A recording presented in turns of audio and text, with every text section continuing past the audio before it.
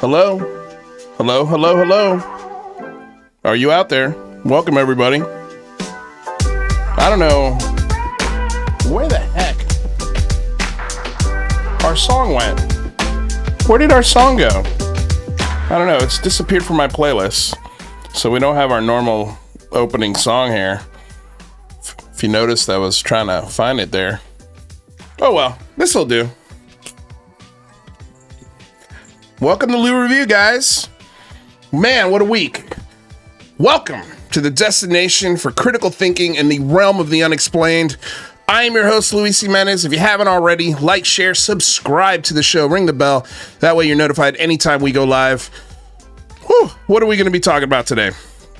Quite a bit of stuff. We're going to try and get it all through it, man. There's been some wild stuff, especially in Spaces. Man, Spaces have just been absolutely crazy since this Jason Sands guy has come out. And thankfully, since my last sort of rant that I did on Spaces last Friday, man, things have taken a turn for the better, I've noticed. I'm not saying it was the rant. I'm just saying, like, I've noticed that things, I've been allowed to have discourse in these chats without being lambasted for it.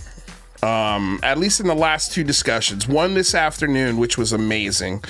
We had another whistleblower come into a space and make some absolute batshit crazy claims, and I was able to question and grill the hell out of him. And let me tell you, we did not get one good answer out of this guy. Maybe we'll cover it next week, but we'll see. As far as we had a space last night with Astral. And again, it was just another great opportunity where I think that the conversations always get really good. When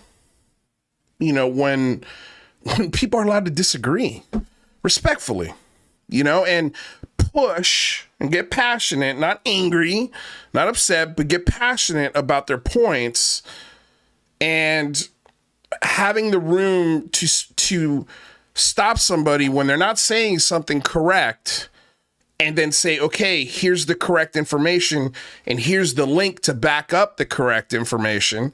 And if I'm saying something wrong in this space, please double check me, because I'm looking at it right now. And if I'm wrong, I'm okay with that.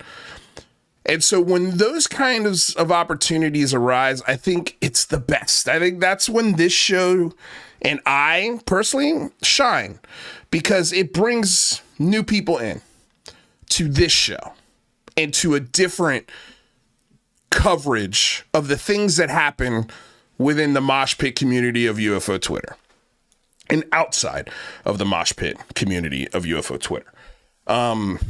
If you're new here, if you're new to the community, it could be really, really, really easy to get lost in the minutia, especially Spaces and the whole Twitter universe as a whole. It's very, very easy to get caught in rabbit holes. Not saying they're the wrong rabbit holes or they're unproductive rabbit holes, but there's rabbit holes everywhere. And sometimes they're not rabbit holes, they're actual landmines. So we're going to get into a little bit of that, but I just wanted to say, like, I've had such wonderful interactions in the last 24 hours with people who didn't know who I was, loved the questions that I was asking, and have come here now and have followed the show because of it. So to me, that's valuable. If we can help lend a hand to the people trying to get out of the rabbit hole, there needs to be room for that too. So that's what this space is. So if it's your first time here, thanks for being here. Want to give all my love I can to our amazing mod, Arden Paranormal, who took it upon herself to start a Discord for Lue Reviews. And there's the link right there. I'm going to, let me find that comment. I've got it highlighted, so it shouldn't be I'm going to pin it. Oh, gosh, this thing doesn't let me pin it. Arden, you could pin it. You're a mod. Please pin this to the top of the chat so that way you guys can go check out the Discord. I think pretty soon we'll be using Discord to have you guys come in and talk as a group like they do in these spaces, and have rational conversations live right here on the show. I can't do it through Twitter because Mac just doesn't let me stream the show on desktop, a Twitter space. It just doesn't work with my mic, and there's no emulator yet that has solved that in a consistent way. So I think Discord will be the perfect venue for that. So if you're interested in conversations like that, if you're interested in joining conversations like that, check out the Discord. It's 100% free. It will always be free. There are rules to the Discord. Primarily, just don't be a dick. Don't be racist. Those are the two things. You know, have Discord, but be respectful. And so thank you, Arden, for doing that. Hello to everyone in the chat. I see a couple of you, Pat Calabria, Simon Fly, Anomalous, Wise Monkey. Thank you guys all for being here. Okay, so, look over here. $1.49 from UFO Shane. Thank you so much. And that reminds me, man, thank you guys for the donations that you've been sending. But I also wanted to say thank you to a brand new member, Tina Teeden. Thank you for joining our membership here on YouTube. And Jay Roche, who also subscribed 7 days ago. So thank you guys so damn much. I appreciate it. What else? Is there any other housekeeping here? I don't think so. Don't think I missed any other things here. Okay, cool. Let's get going with this show.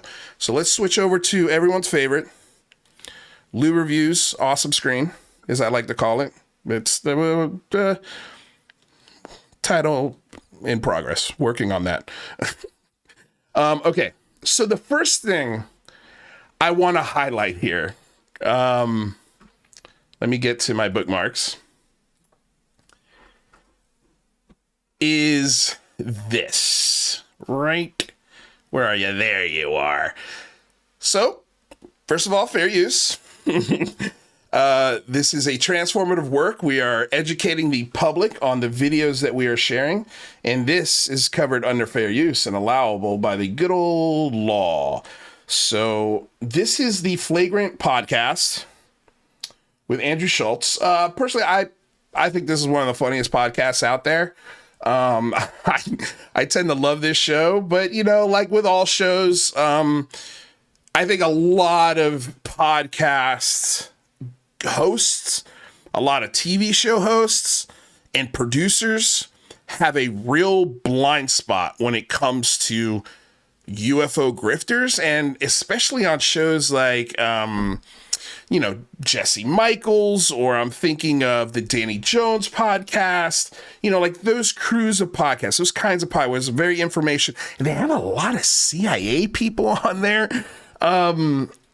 Anyway, I just feel like a lot of these podcasts are doing this because, hey, this person's interesting. It's going to get clicks. It's going to get views. People are going to talk about it. They're going to have discussions about it back and forth. So let's bring this weirdo on. And I also think that you'll notice that, you know, Joe Rogan and Lex Fridman and the Flagrant podcast tend to sort of rotate these guests. I've noticed them, like, you know, Billy Carson, I think he was on oh god, what's that comedian's name? Anyway, you understand what I'm saying. Like, it seems like Billy Carson is not active on UFO Twitter that often. He's active in the other parts of this community, and we've covered him a couple of weeks ago, and the fraud and lies that he's told, the charges that were levied at him, the probation that he only served half of. We confirmed, you know, his arrest record. He's been arrested and served with probation for fraud, and then he was forced to pay back an $8,000 credit card charge for one of his financial classes. And because a financial guru, again, we went over this, was able to go through the class, determine it was fraud, and then report to the credit card company, hey, we think we should get this $8,000 back because this is clearly fraud. The credit card company agreed, sued Billy Carson, and instead of going through the litigation, Billy just gave a full refund plus $1. So it was $8,001. This clip came across my timeline a few days ago, and I wasn't going to really talk about it, but then right before the show, I saw another clip that was just perfect to compare this to. And, you know, because people will watch this and go, man, like, that's so heartfelt. Even Andrew Schultz stops in this and is like, are you okay, buddy? Like, because the emotion, the raw emotion that Billy is channeling here, I believe is real. I believe he's accessing real emotion. Now, the question is, where is he accessing it from? Now, being an actor, I notice things like this. And I'm talking about this now because I want to highlight that some people have a natural gift for performing. And in my opinion, Billy Carson might have missed his calling as a Broadway actor because he's really good. He's really good. But then I'm going to juxtapose it to a clip where the same kind of emotion is generated, but it's for comedy. But I want you to see the relation in these because one scene is completely improvised. It's a comedically improvised scene, and I'll explain it when we get there. And this right here is a completely improvised dramatic scene.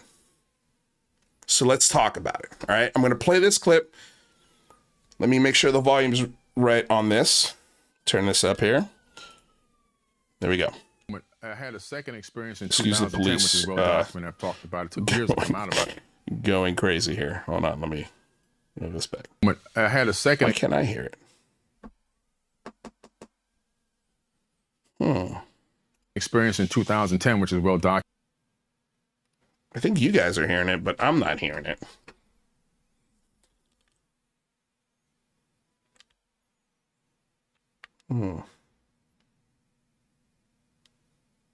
Just resetting my headphones here, guys. Make sure I hear stuff. Let me just check one thing here, guys. Sorry, give me a second. Everything was working beautifully. Good thing is we're not dropping any frames today. Wolf the show was doesn't trying seem to be stopping. So and that's good. as we ran to our next house, which was a little bit stronger, made out of sticks. Well, it's nice that you had a second property at the Exactly. end of We the have a day. number of homes. Because, yeah, this is My mom 2010, which is well documented. I've talked about it. Took and the big bad wolf that's why. Okay. stepped on her. Okay, I see what happens here. Sorry, guys. Okay, my bad. I had no idea what the hell you were listening to. Just my volume was down. That's why I couldn't hear it. All right, here we go. Let's try this one more time. Apologies. Okay, so again, this is Billy Carson on the Flagrant Podcast talking about his experience with two grays. Listen to this. in 2010, which is well documented. I've talked about it. It took years to come out about it because I basically lost my whole family over this. No way. Yeah. You came out of the closet? So he basically lost his whole family over this. Keep a pin in that. Keep a pin in that. Because we get a few other details in this. But he just basically said right out of the gate, I lost my whole basically, I lost my whole family because of this. Because of this alien encounter. No, Diddy. No. But yeah, Tell me, what happened? So 2010, I came home. I was working on this big project called Fort Terra Nova, which I built. Fort Terra Nova. And Fort Terra Nova, it was on the History Channel. A Countdown to Apocalypse, the Nostradamus episode. And again, like he uses, like for sure he uses these History Channel shows that he's done and he's worked on. Those are his bona fides, right? Those are the things that he's proud of, and I get it. He's proud of those things. Being on TV is a huge accomplishment. Like it's not easy to get to that spot, even if it's reality TV or pseudoscience reality TV. So let's continue. And anyway, so I was working on this project. I come home, I'm looking at ESPN, And I'm looking at sports about 9:00 p.m. All the lights turn dim, the TV turns off, and I thought, where have we heard that before? Okay, that's not original. That's nothing new. Maybe it's a pattern. Okay, but right now the story has started. Watching ESPN, all of a sudden the lights dim and the TV shuts off. Now listen to everything he says from this moment forward has been seen in a movie, has been put on film in one way or another in a storytelling mode. And I thought my kids were playing a trick on me because they lived up in the room behind me up on the second floor. And I look up and there's nobody there. When I turn around, there were these two beings right there. Get the fuck out of here. Yeah. And, whew. Man, hold on. Whoa. Sorry. No. What do you have to break this up, man? No. Okay, so, wow, right? Wow. It's clearly affected by something. But notice it came when he mentioned his children and how they used to live upstairs. So, as an actor, when you pull emotions like this, great actors pull it from real experiences. And so we're going to learn here in a second that there was some major issues in this relationship. And I think because of this relationship, I don't know this, but because of this relationship, maybe he has limited access to his children. And as a dad, especially if you care for your kids, which I wouldn't cast any doubt on whether or not Billy Carson cares for the children he has. I don't know him, but I'm going to give him the benefit of the doubt that he's just a dad like most dads. So just keep that in mind as we keep listening to this story. So they were right there. I'm sitting in a chair about this high, so they were right here in my eyes. And Yo, Alex is freaking out right now. Like, what the fuck? Right? Like, yeah. Like, after you're sitting next to somebody like that, and I think this happens to interviewers too. Interviewers, especially that have the belief system going into the interview. Sitting next to something like this with this much emotion, it shifts the energy in the room. And so now he's got him in the palm of his fucking hand. Anything he says from this moment forward, they're in. They're in. He knows it, and it not only extends to the three guys sitting there with him, that extends through the show to his audience, whether they're watching it visually or listening to it audibly on podcast. The energy shifts, and that's a powerful tool into getting people to eat out of the palm of your fucking hand. This is acting 101. And there are a lot of people on this planet that do not call themselves actors that have the ability to do exactly this. Especially people that have fraud in their past. They have to have the ability to convince people that what they're selling is true. And so it's important to know that the second he gets emotional, it's in reference to his children. And then, but the experience is what's put in front as the truth, as opposed to where he's really accessing this pain from. Let's keep listening. This is wild. Okay. You know, they're trying to make it. And also, again, this makes the host go, holy fuck, okay, how do we get this guy more comfortable? How do we, he literally touches him on the leg. You know, Andrew Schultz is being a great host.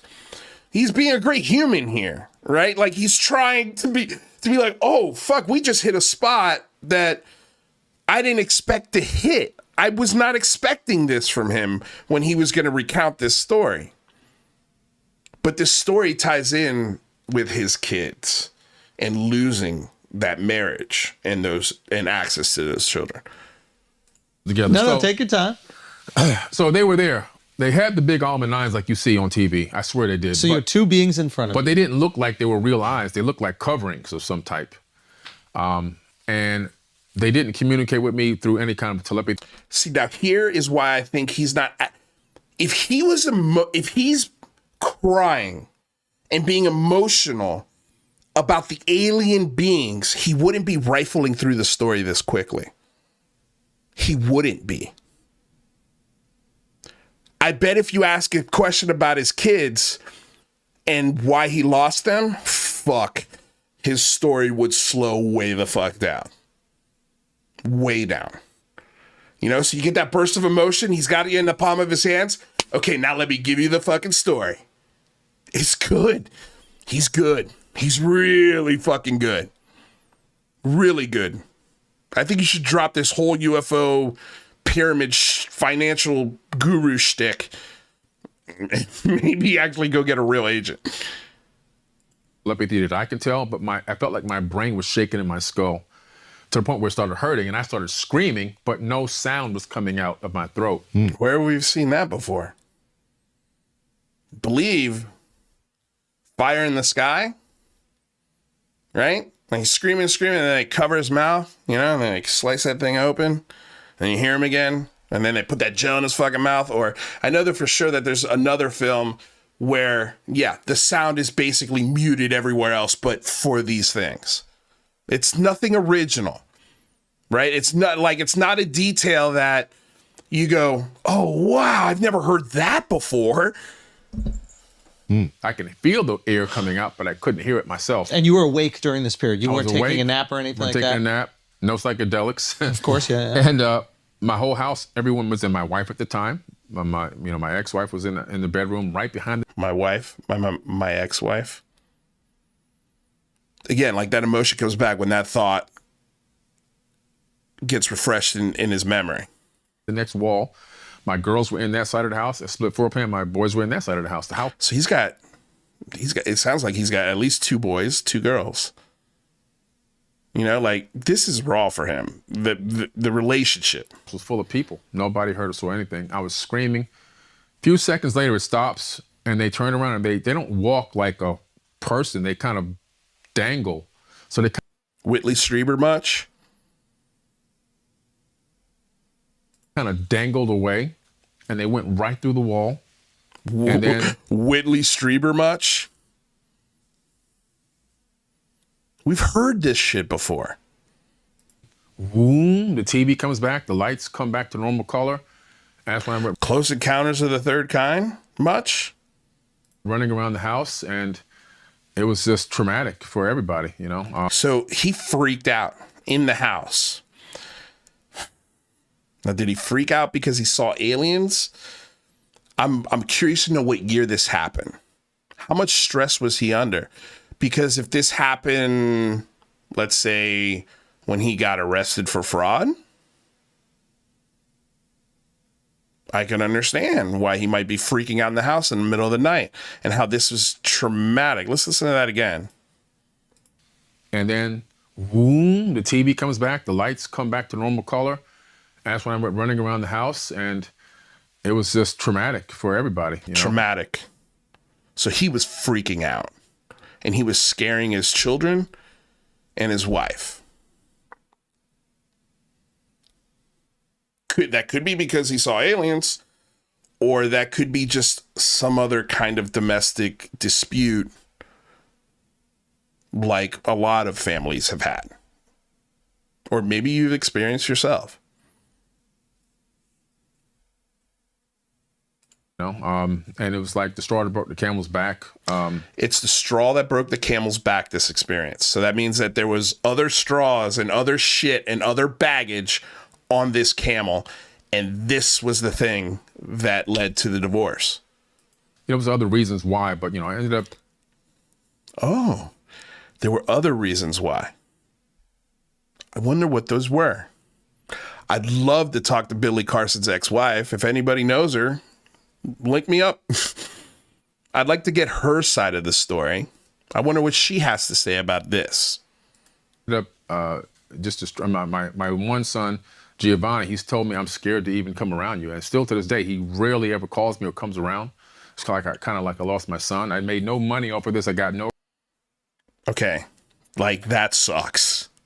That sucks. He's scared of his dad. He doesn't want to be around him. To scare your own children to a point where they want to be around you. What was going on in that house? I don't think it was aliens flying through walls. Just my guess. Like I lost my son. I made no money off of this. I got no. That's not true either. You've made a shit ton of money off of this. A shit ton of money off of this topic. I don't know how many other places you've told this story, but I'd put money on it's not your first time because of just how quickly you went through it. Got no exposure off of this. That's why I kept it quiet for so long. Yeah, it's embarrassing to get a divorce. Why would you want to talk and make money off of that?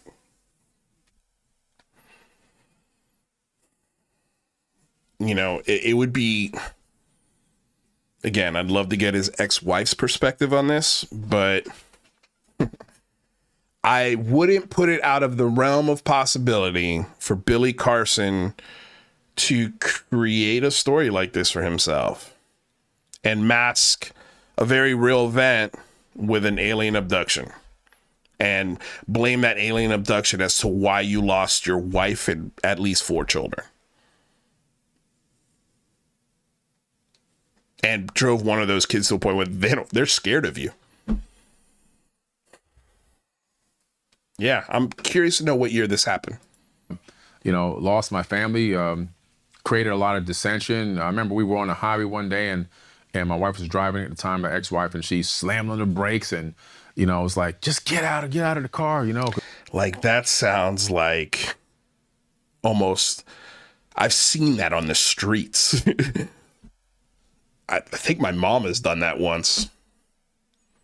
You know, they're having a fight in the car and it's like, stop the fucking car. Let me out of here. like I don't want to fucking be right next to you anymore. I'm going to fucking lose my shit. It stops in the middle of a freeway or road. You know, like you've seen that scene in movies. Oh, so many times. But I think most people have seen some version of that in real life. You know, so this sounds like a tumultuous relationship. And it was the fucking alien story and the freaking out of my children that broke the fucking camel's back on it for her. She didn't feel safe anymore. But there could be a multitude of reasons of why that is. Now, there's no police records of any sort of domestic abuse in Billy Carson's past, so that I don't think it's that. But just because there's not a phone call doesn't mean that things didn't get crazy. So, UAP Mike, you're not the producer of the show, pal. Don't worry, I'll get to what you have to say here in a few minutes. Don't worry, I know that's why you're here. Thanks for coming. Let's go. It was the kids were scared, and I was like, I'm sticking to my story. I'm not changing my story because this really happened to me, and they just didn't want to hear it. But her parents were Jehovah's Witnesses, so everything was of the devil. Yeah, you know? Right. So yeah, let's blame it on the wife's parents. So now juxtapose to this. Now this is probably one of the a show that's definitely flying under the radar. It's incredibly popular on the platform that it's on, but it's called Very Important People. Definitely go check it out.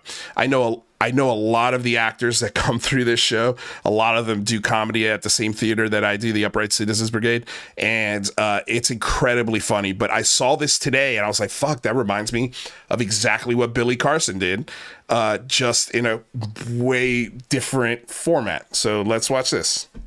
This enormous wolf was trying to eat us. And as we ran to our next house, which was a little bit stronger, made out of sticks. Well, it's nice that you had a second property at the end of We the have day. a number of homes.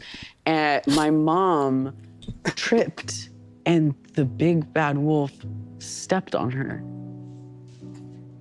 And she didn't die. She ran with us into the stick house. Well, that is, I mean, a harrowing experience. Get ready, Dead of because night. Keep in mind, this is completely improvised. So the whole point of this show is they get an improviser to come on stage or to come to the show, and they put them in makeup, and they do not get to see what costume they're put in until right before they're about to step on stage and be interviewed as this person. Okay, so this is a completely improvised discussion. You just to understand a little bit of the brilliance about what's happening here right now. Because then we get into the stick house. The stick house smashed to pieces, and this wolf towering over us, drooling, so excited to eat us, lunges for my sister, and I was able to kick her out of the way. You kicked your sister. Does it look like he's lying? Like, that's some killer acting right there. But it gets better. Out of the way. I kicked my sister right in the stomach. Incredible. Saving her life. And we ran to our third property, which is usually Airbnb'd out. Luckily, no one was staying that day. It's a brick house. Absolutely incredible. But on the way, my mom tripped again. The wolf stepped on her and killed her. And I'm so sorry. had to keep running. Me and all my beautiful sisters have had to squish into the brick house for safety. And we slammed the door shut. We were finally safe. You are so brave. Thank you. Like, you see how easy it is? It's not that easy, but I think you get my point here. Like, people are capable of telling fucking crazy stories very convincingly. Just like Mike. Just like Mike. Just like little hateful UAP Mike that we got here. Man, God, wait till we get to him. So, okay. I know I spent a lot more time on that than I probably wanted to, but I thought that was beautiful. It was just a beautiful little moment. Okay. Now, what else do we want to talk about? So we got that. Okay, so this is a big thing that happened this week. The All Domain Anomaly Resolution Office tweets again. And I love this because it feels like we're finally established with this office. It's tweeting almost every week now, giving more clarity and more information. Now, a lot of people freaked out about this. Of course, your boy, Matt Ford, who's a professional lighting technician here in Los Angeles, California, whose colleagues I've ran into, by the way. And yeah, heard some funny things about little old Matt Ford. Small town Hollywood, very small town, a lot smaller than people think. So this is what the Aero office released. And I thought this was pretty cool. And this is what I want to highlight more than anything first, okay? And that is the case essentials, all right? This is a case that has a military pilot reported the object due to its potential as a flight safety hazard and an incursion into sensitive training range. It was at Eglin Air Force, near Eglin Air Force Base in Florida. It happened on January 26, 2023. The altitude, it was about 16,000 feet. It had a round shape, cone shape. That was the shape of it, rounded in cone. The reporter was a military personnel. Okay, so it came from a military person. The sensor was an electro-optical infrared visual identification and radar. So we had two sensors on it. The behavior of the object, no confirmed anomalous behavior. Okay, so it was not reported from the military personnel. It just looked weird, okay? The next thing, case status, resolved. Very likely a lighter than air object, such as a large commercial lighting balloon. To me, I think this is one of my favorite parts of the entire report. Confidence level on these case essentials, moderate. We just simply need more data. But let's go over the data. Let's talk about it. Okay, so on January 26, 2023, a military pilot reported 4 potential unidentified UAP, while operating in the Eglin Air Force Base training range off the coast of Florida. Through the onboard radar systems, the pilot initially observed that 4 of the objects were aloft between 16 and 18,000 feet and appeared to be flying in formation. However, the pilot observed only one of the 4 objects visually and captured 2 images of the single object via the aircraft's electrical, optical, infrared, EO/IR sensor. The pilot could not record the video of the event because the aircraft's video recording equipment was inoperable prior to and during the aircraft's flight. So again, confidence level moderate. I think that goes a little higher if we had a video. If there was a video of this, I think this changes, okay? But again, they're not saying it's solved. They're saying we're pretty confident on what we think it is. But we can't know what it is, but because there's just not enough data there yet, okay? So video would have been a nice little layer of data to this nacho dip experience here. The pilot cannot record the video, right? We just went over that. The pilot observed a single object aloft at 16,000 feet. The following case information is based on the pilot's initial report and subsequent discussion at the Aero held with its pilot to seek additional details about the pilot's observation of the reported object. The pilot described the object as gray with a paneled surface and orange-red coloring at the center. The initial report did not provide the object's size and speed, but in the subsequent discussion with Aero, the pilot reported the object was about 12 feet in diameter and that it either moved very slowly or was potentially stationary. In the initial report, the pilot described the bottom half of the object as being rounded and the top half as rounded, 3-dimensional cone shape similar to the shape of the Apollo spacecraft. See Figure 2. The pilot visually perceived a heat signature emanating from the rounded bottom portion, which they described as blurry air. During Aero's discussion with the pilot stated that they thought they saw vertically oriented engines affixed to the side of the object that was nearly the height of the object. This feature is not visible in the 2 small images taken by the EO/IR sensor, and the pilot did not include this description in the initial report. That's important. Aero has no additional data to corroborate whether the object may have had an engine. I mean, if it did have engines, it should have been in the first report, and it should show up on EO/IR sensors, right? So I think we can moderately, confidently say there was no engines on this thing. Okay, all right. So either interesting or kind of weird that it wasn't reported. The pilot then reported that upon closing within 4,000 feet of the object, the radar in the aircraft malfunctioned. Ooh, spooky.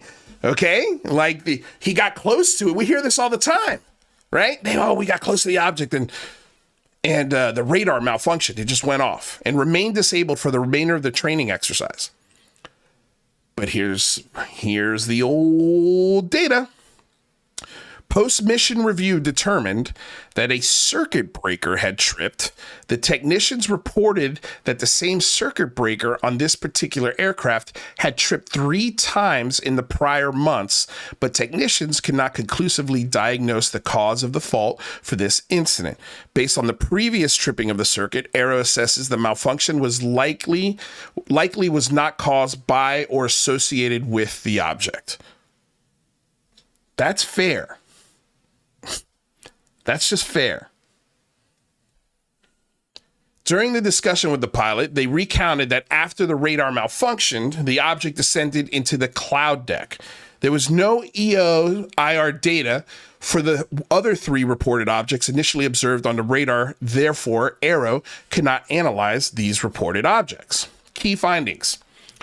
Aero assesses that the report that the reported UAP was very likely an ordinary object and was not exhibiting anomalous or exceptional characteristics or flight behaviors. So none of the 5 observables were displayed by this thing.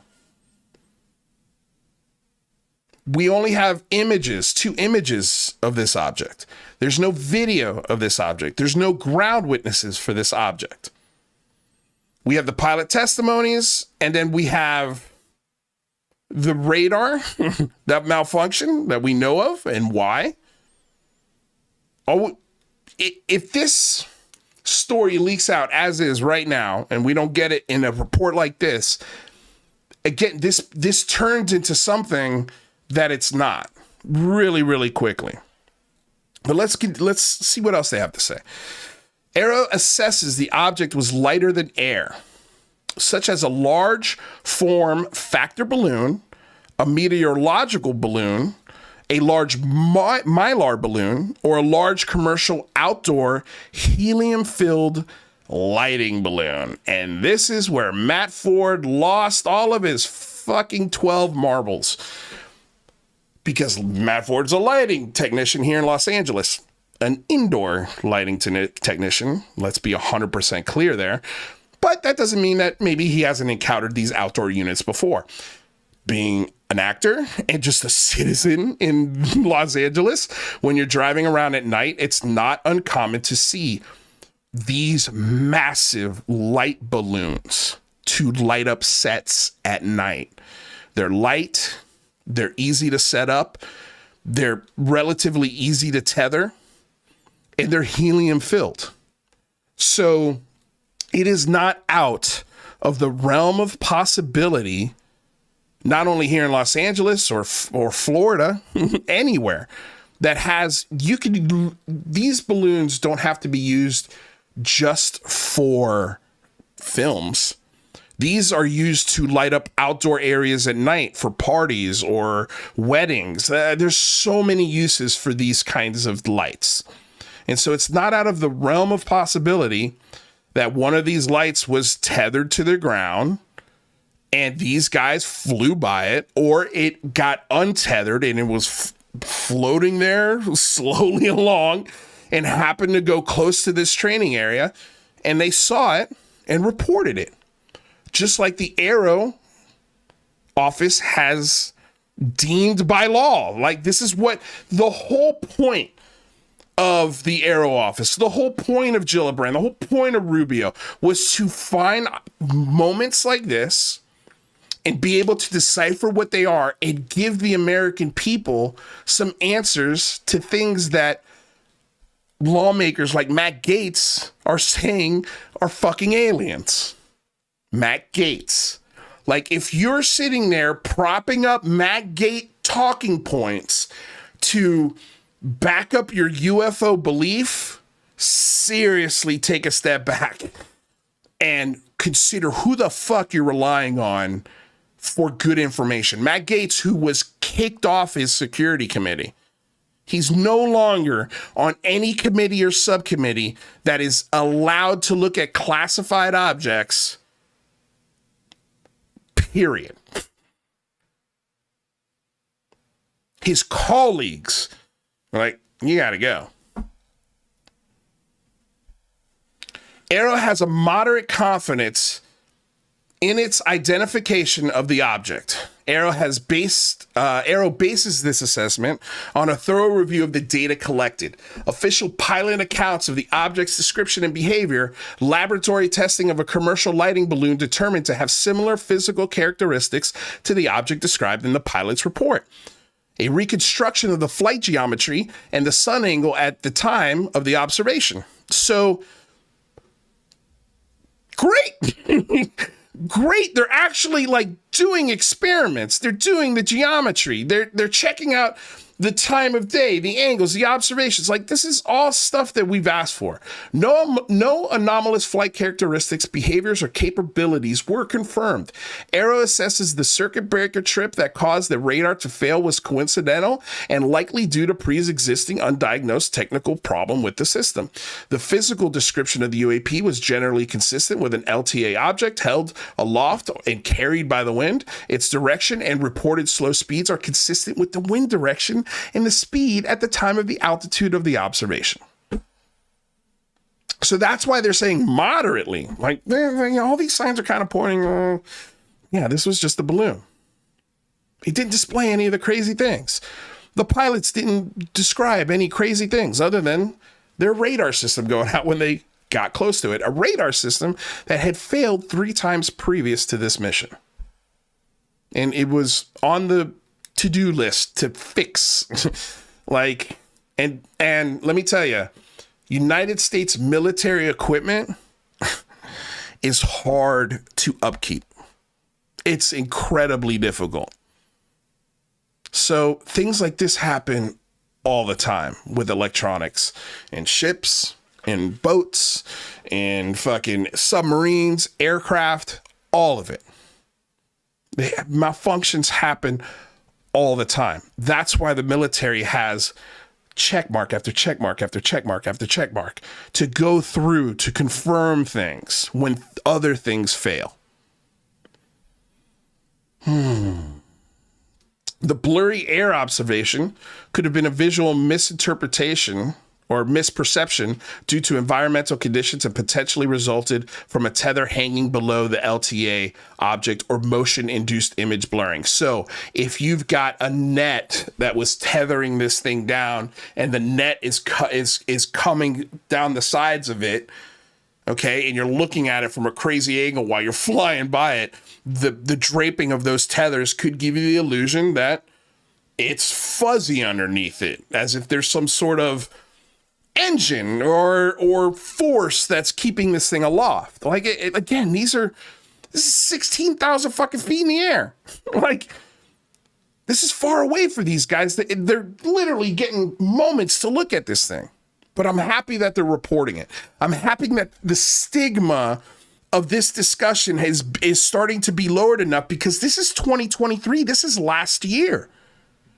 So it seems like the military is catching up to the idea of, okay, hey, we're allowed to talk about this now. And that's better for national security. That's a thumbs up to keep everyone safer. And that's not a DOD talking point. That's not me getting paid by the man. Like, that's just simple common sense.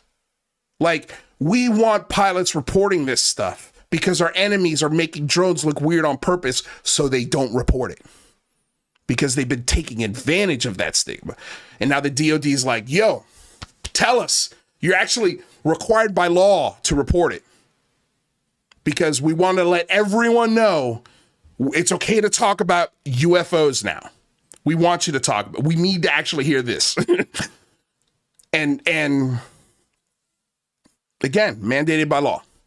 Although the pilot described the object as uniformly gray in visible spectrum, it appears uniformly black from the viewing angle of the EO image. The magnified infrared image shows the object had a strong contrasting signature in the infrared spectrum.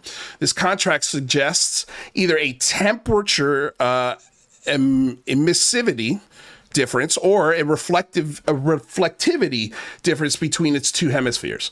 Aero identified a commercial lighting balloon, which is close to a visual match to the object in the zoomed infrared image. So let's go down to these images. And this is the image that they released. This is one of these balloons.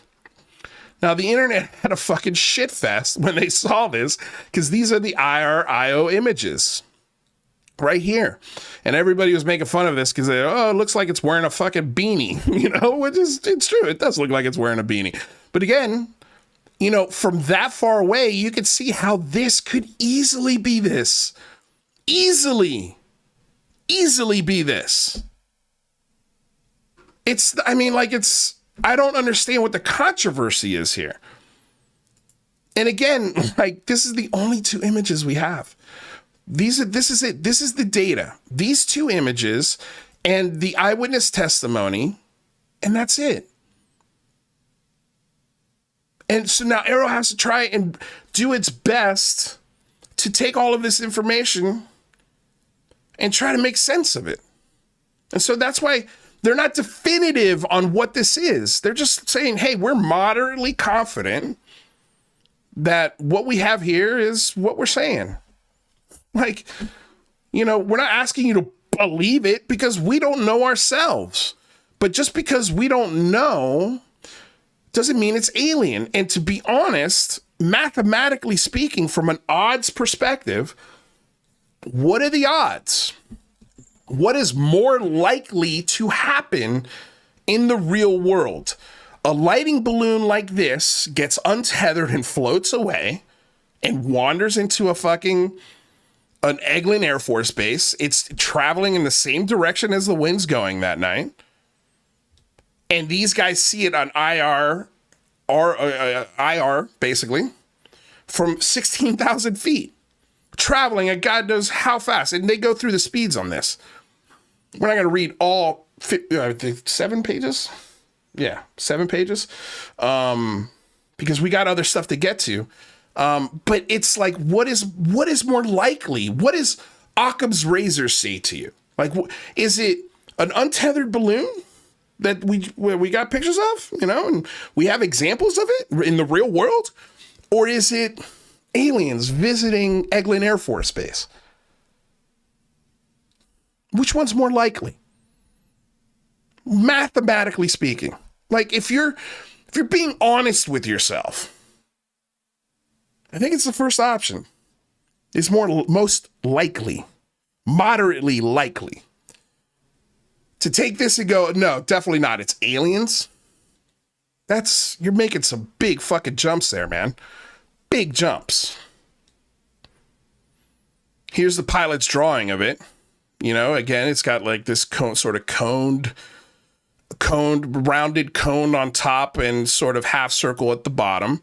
And again, I've seen lighting rigs just like this in LA. Exactly like this. I've never heard of one getting untethered and flying away. I'll admit that.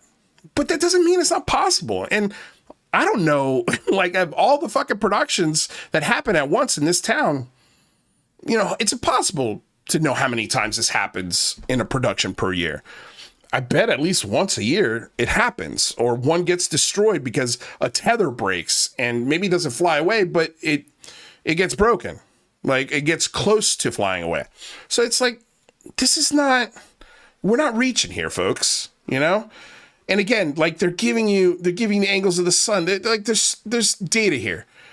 And if there was more, I think if there was video, right? If there was ground personnel, if there was other elements to this story that they could report on and include in this, they would do it. But it doesn't exist.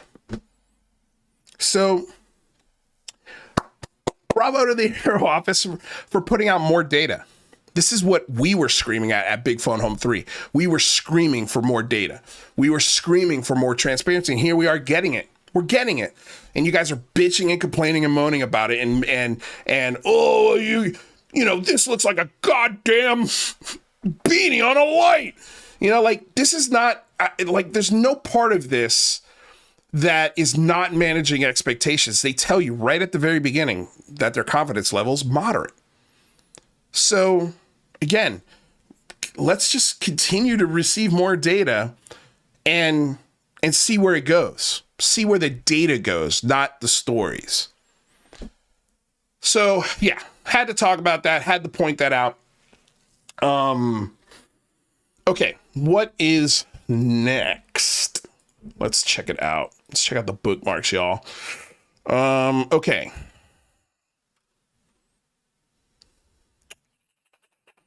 Skinwalker Ranch. Okay, so let's talk about James.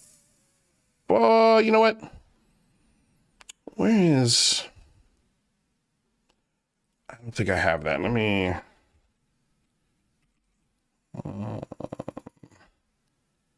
Oh no! Wait, no, it's Jason.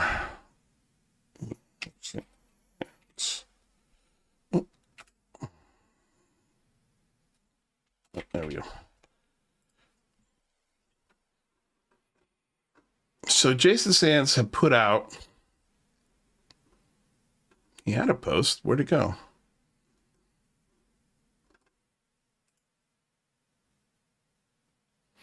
Did he get rid of it? Or was it a reply to? Okay, here it is. So this is from Jason Sands and an organization called UAP United. So this is a brand new organization that we've gotten from, god damn, dude, like another one. You know, DJ K and another one. Now it's UAP United. Official statement from Jason Sands on recent discussions and misrepresentations. Regarding the process of whistleblowing and the various bodies involved, the National Defense Authorization Act outlines the whistleblower process, not the real Inspector General process, or excuse me, not the General Inspector process. The role of Intelligence Community Inspector General, ICIG, where in my case was ultimately directed, focuses specifically on the investigations within the intelligence community. This was decided after some deliberation about whether my case should go to the DoD Inspector General due to my role as an action office last year. The distinction was made because my experiences related to my time on active duty as an intelligence analyst. Importantly, under the NDAA whistleblower legislative protections, the ICIG process does not confer any additional whistleblower status once a person is covered under these protections.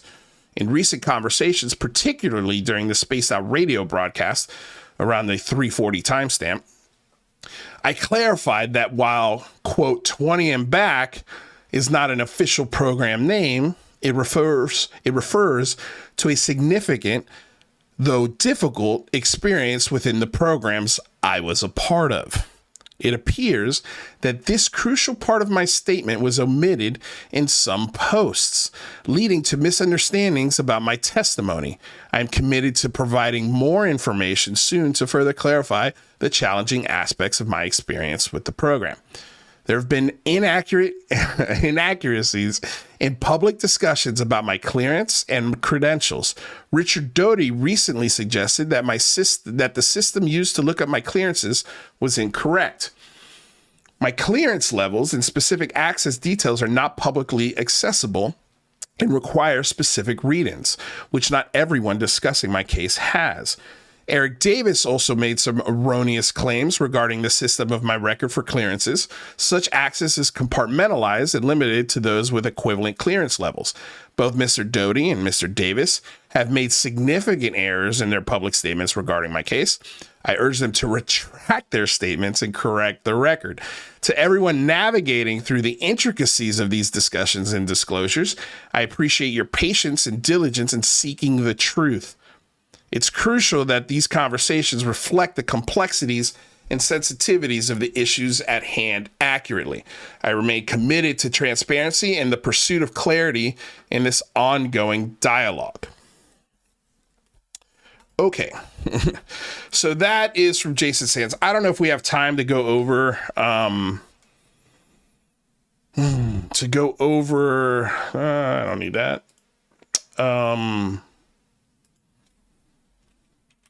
Looking up this UAP United, not UAP United Airlines.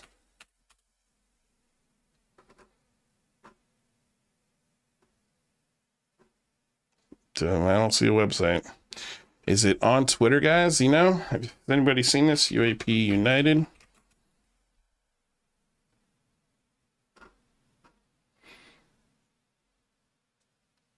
Okay, so they do have a Twitter account. They don't have a website connected to this. So UAP United, a collective that facilitates UAB whistleblowers sharing information with the community. We prioritize transparency. And they were, look at this. They got Jason Sands' photo from his visit to Washington, D.C. on November 28, 2022, where he testified before committee members while finalizing the NDAA. So he helped write the NDAA? Oh, no, the committee members were finalizing. Okay, I see. I understand.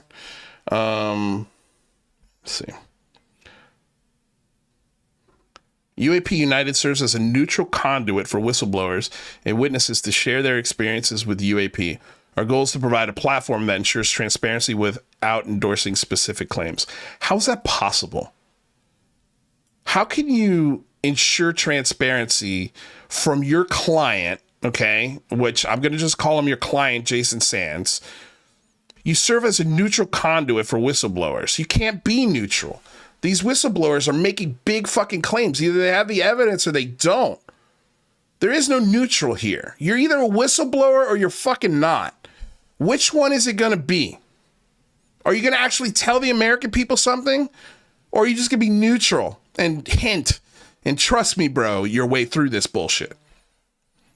Because I got to tell you, James Fox has been getting his ass lit up on Twitter. And I think this is why this statement was put out, because now people are questioning James Fox and why this is one of the main people in this new documentary coming out called Moment of Contact. And everybody, you know, there's people going, why is James Fox doing this? They're trying to figure out the motivations. Is it because, you know, this is good publicity? Bad publicity is good publicity. So therefore, let's make a mess out of this thing so more people buy the movie and watch what the claims are in there. Which, by the way, Jason Sands has said there's no classified information. There's nothing groundbreaking that's going to be revealed in this documentary. It would be illegal. So there's nothing that this documentary is going to bring you that is going to be the smoking gun. Nothing.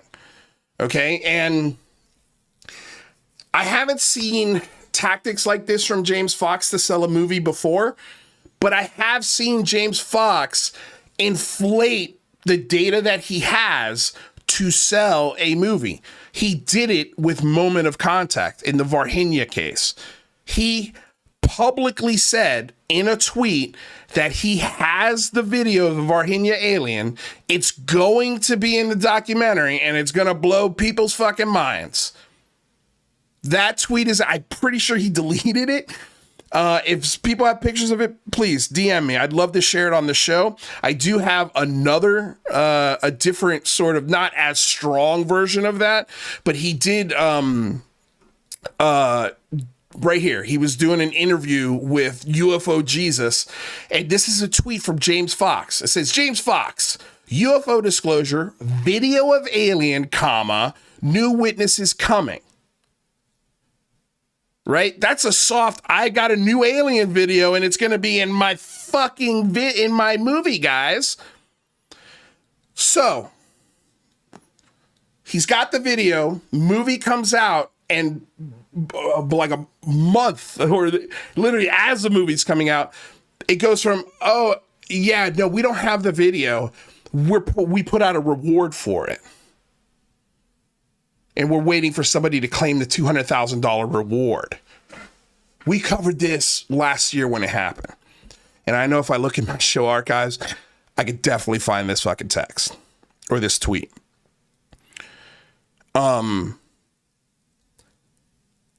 He sold people that he had an alien video, and then he releases the movie and there's no fucking alien video in it. It's just, oh, there's a $200,000 reward that nobody's claimed yet. Why has nobody claimed that? You know how much $200,000 would be to somebody in South America or Brazil? Anywhere in South America, 200,000 American dollars. You're never going to get an opportunity like that ever again to collect cash like that on a video that you own. You're never going to get that much money ever again. $200,000 down there is almost $1 million. Like, it is a lot of money. And nobody's claimed it. Why? Because the video does not exist. It's bullshit. It's bullshit. And he sold it as like, oh, just wait, man, this it's going to blow your mind. So, excuse me if I don't trust James Fox to vet his sources, to tell us exactly what's coming. I can't trust him. I just can't. Is he a good filmmaker? Debatable. Debatable. There's two films that I enjoy in the James Fox 7-film filmography. One is about the oil spill in the Gulf of Mexico, which I think is his best movie. And then you've got I Know What I Saw. But I Know What I Saw, I believe, was his first movie. And if you go from every UFO movie past that, the only thing that's gotten better in his films is the equipment. That's it. It's the same style. There's no growth in the films that he's making. The documentaries don't get better. They actually kind of get worse because there's no amazing data. I just had a TV executive that I was speaking with tell me, like, yeah, there's not going to be any more UFO hunter shows. Like, they've dumped as much money as they can into those kinds of shows. But you can't chase something forever that's not there. Like, you can only make so many episodes chasing things that are not there.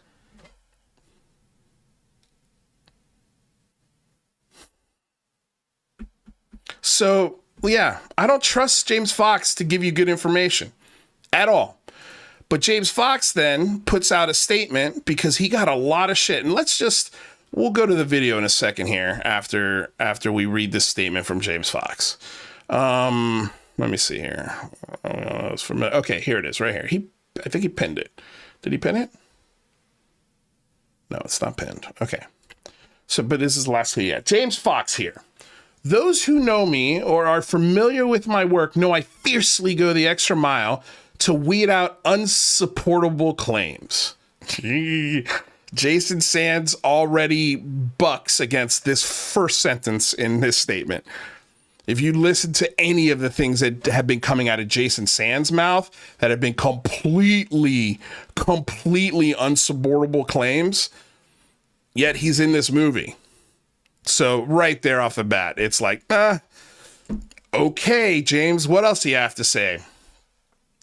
I have spent the last year conducting numerous interviews, researching claims, and doing my best to verify, within my means, people's credentials and the veracity of their statements. As part of this mix, I met with Mr. Jason Sands, and he spells his name with a J, or a Y, excuse me, obviously with a J. Jason Sands a little over a year ago, concerning whom there has arisen fierce debates on social media concerning his claims of unofficial involvement in the UAP area and specific experiences associated with such. As part of my due diligence, I can state that he is who he is. And by the way, the Twitter did that before you said that. Twitter was able to verify Jason Sands' background very quickly. Again, like, some of the best researchers anywhere are in this subculture. It's just sometimes they investigate the things that they only investigate the things that they truly believe in. But when it comes to verifying where he worked, what he did, and how long he did it for, all of those things are true. It's everything that comes after.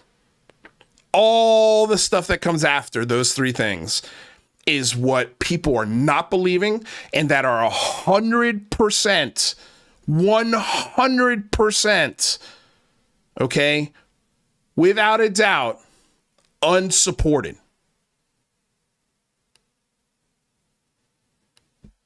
I can state that he is who he is and has served in the military and is willing to testify under oath and even take a polygraph test regarding his claims. Nonetheless, as with other whistleblowers who go public, this doesn't mean that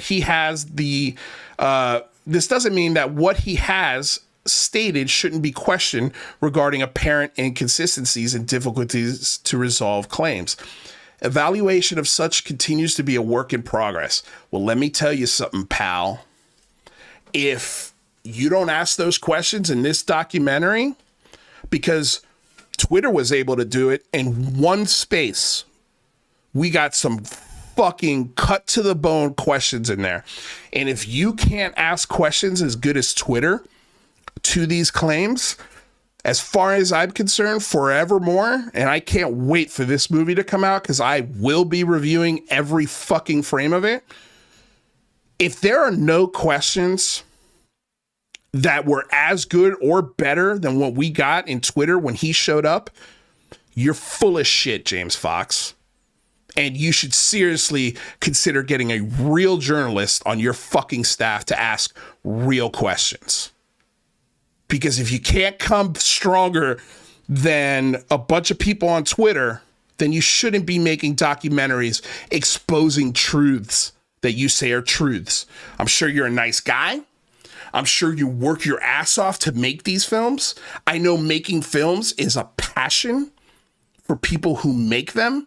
They'd be making films whether it makes them rich.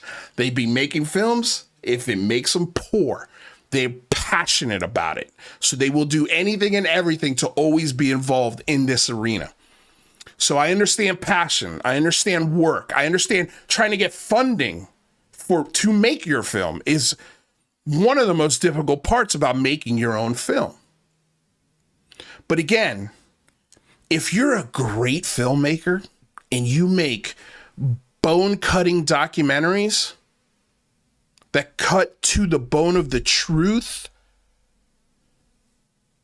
financing documentaries becomes the easiest part. It really does. Because your work is something that people would want to be involved with. Not one James Fox film has been to Sundance Film Festival, has been to Cannes, has been to South by Southwest, has been to any legitimate documentary film festival, not a UFO festival, not the, Roswell, film festival, real legitimate film festivals. What awards have you won? If the truth was that obvious in these documentaries, they would get better and they would be the most popular things anywhere. But they're not. Think about why that is. Think about who your heroes are in this topic.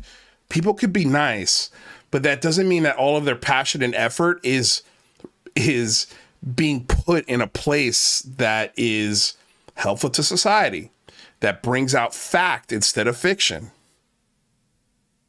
Like, tons of people were passionate that were doing the wrong thing. You can have passion on both sides of that. And so that's not a reason to just give you a pass and say, oh, okay, well, he's passionate about his movies. Therefore, I'm not going to question him. I'm not going to, critique him when he puts out this kind of stuff. No, I'm sorry. Not for me. I'm not going to do that. I'm not doing that. But this was so interesting. So this is a guy named Brandon. He goes by @highly_retired. It seems like he's a former military guy. And he's a big James Fox fan. He had 2 rants, and I thought they were amazing. So let's listen to them, shall we? I have one more point here I want to make. During this time, I think it's important to watch who's carrying the water for James. And like I said, I like James. I do. But just watch right now who is accepting his public statement as fact, as religion, as dogma, as unflinching truth. I mean, you'll see people now start to say, well, James gave himself an out. Look what he said at the end. He said, as with all whistleblowers, this should be verified, blah, blah, blah. Yeah, I could put people on a podcast or a film to say all types of crazy shit to sell tickets on sensationalism, but then turn around and say, oh, by the way, do your own research. I mean, that's not what we're trying to do here. I thought James was trying to represent something of a higher standard. I thought he was trying to represent something where he's really trying to get to the truth. And to do that, I think you have an onus. I think you have a responsibility to verify these people to the furthest extent you can before you put them on film to say really sensational things just because it conforms to your bias or what you wanted the outcome to be. But just pay close attention to people right now that are telling you still questioning James after putting out that statement that you're wrong or you're a debunker or you're not a believer. I'm an experiencer and I'm a believer. But what James just put out is garbage, and the people that are carrying the water for him and saying that we don't have a point, those of us that think like me, are operating on faith alone, and it's becoming a cult. So just be careful. Pay attention out there. It's becoming a cult. Pay attention. Where does that shit sound familiar? I wonder who said that. This fucking guy.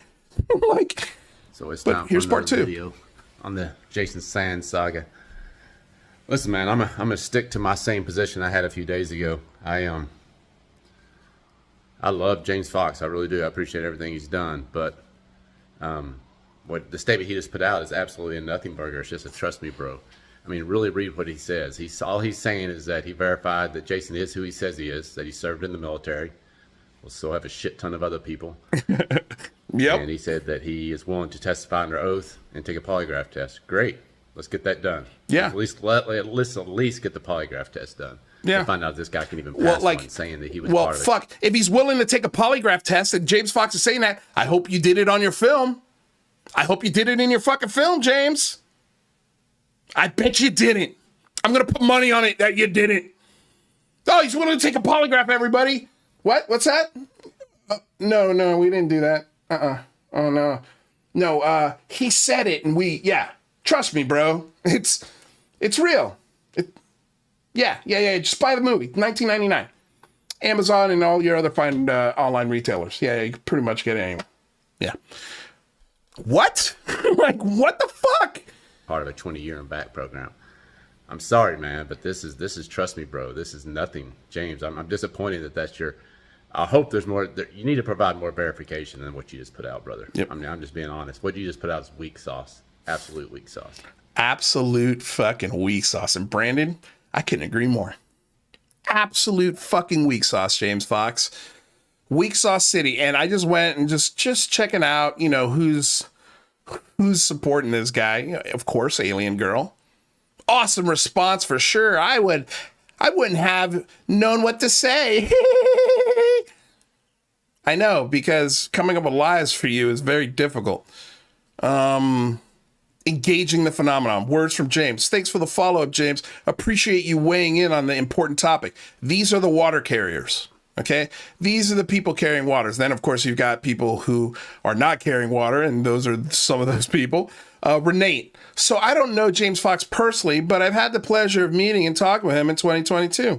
I'm very grateful for all his efforts in the UAP arena, and me, as we're in the community, are very lucky to have him. He told me an old vet symposium, a personal story that only solidified that he has, quote, the heart in the right place and the courage to do so. Looking forward to his upcoming documentary, another water carrier for James Fox. Let's see who else likes to carry water. All this tells us, I love this. All this tells us, number one, Fox verified Jay Sands served in the military. Number two, Jay Sands believes what he's saying. This doesn't tell us if Fox or anyone else was able to find the evidence to substantiate Jason Sands' claims involving UAP and NHI. I know for sure what this guy said. UFO Lake Group, good old UAP Mike. This is a good segue. It's a good segue. UAP Mike, water carrier for James Fox. Sands was willing to testify per James Fox. Yay! Yay! Clean. Yay! Well, we support James Fox because he said that he's willing to testify. Trust me, bro. Willing to take a polygraph, but he didn't do it for his film. Just trust me, bro. Fucking idiot. So stupid. Jimmy Church. I stand with Mr. Fox. Right here with these 2 buckets of fucking huge water. I just love James Fox, so I will not comment on a lot of this.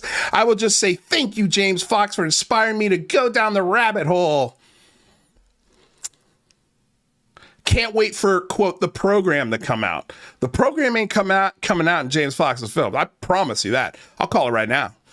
Call it right now. And also, just keep in mind, and I said this the other day, a real whistleblower is not going to go to James Fox to do his whistleblowing.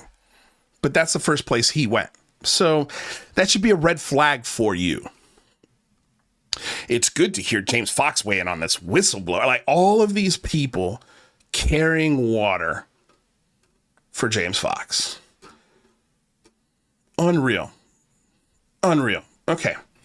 Let's get to the most disgusting part of the day, shall we?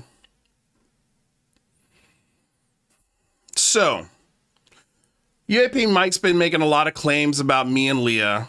He's taken 4 to 5 phone calls that I've had with this person and attached friendship and loyalty and unwavering support to a person that I've had 5 phone calls with. I also revealed my 5-month timeline. Not the whole timeline, but just the dates from when I started texting with Leah to my very last text with Leah. I think I'm going to, once I can do it in a way that protects her identity, her last name. Okay. I'm going to show you guys every single fucking text message that I had with Leah Prime. Every single one. And I'm going to do it from my text message screen.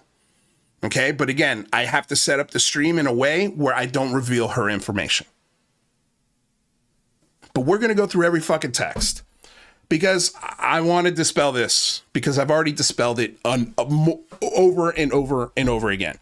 But what we have here is a cancer in UAP Mike. And in my opinion, needs to be fucking cut out and chucked out the fucking window. He, yesterday, let's go and see what good old UAP Mike did. And he did this as if it was some fucking service. As if it was, actually, I've got it because I tweeted it. He did this in the guise of, oh, I'm just trying to help. But really what it was just a dog whistle for people to find me. And this is the tactics that this piece of shit uses all the time. And there was some very interesting tweets that came out from another account that's parodying him. And we're going to go over those in a second as well. Because, boy, there are some fucking gross-ass things in those pictures. Okay? But let's see here. Okay, yeah. Here we go. So Mike put out this tweet that said, after Lue Angeles doxed himself on his show, which is true. I accidentally doxed my address while I was doing a box opening of Estimate of the Situations comic book that he sent me, that he wanted me to have a first edition of, and I did that unboxing and thanked him on the show. Now, during that live stream, I realized in real time that I accidentally just flashed my fucking address to the entire internet. And I knew immediately, I'm like, they have it. They got it. I just fucking gave them my address. And I didn't like highlight it. I didn't mention it. I was trying to not bring any attention to it whatsoever. But of course, the bottom of the barrel, the harassers, the scumbags, the cancers that are in this community took that information and started spreading it among themselves. So now I know for a fact all of these crazy fucking people know where I live. Okay? And so Mike starts with, hey, by the way, Lue Angeles doxed himself on his show. So there's information out there that if you just ask the right people, or if you go to the right video, you'll see this doxing. And I think I took down the video and then re-uploaded it and edited that part out. But honestly, it didn't matter at that point. It was out. So, and again, that's always been in the back of my head now since I did that. And that was over a year ago. Like now the real fear of, man, like, is somebody going to come here? Is somebody going to fucking show up to the house when I'm not here? God forbid my fucking girlfriend. Like, that's a genuine, like, that genuinely scares me.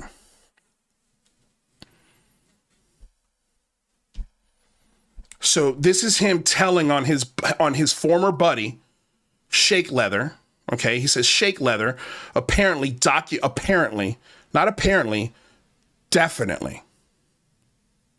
apparently documented Lue's exact apartment number in the building and was DMing it to people that hated Lue with a winky emoji because he hates stirring. He's a shit stirring psycho. So he sent it to people that hated Lue. So he sent it to you, Mike. You hated me. So you got the text with a little emoji. Here it is. Also, I believe Lue is unit 3.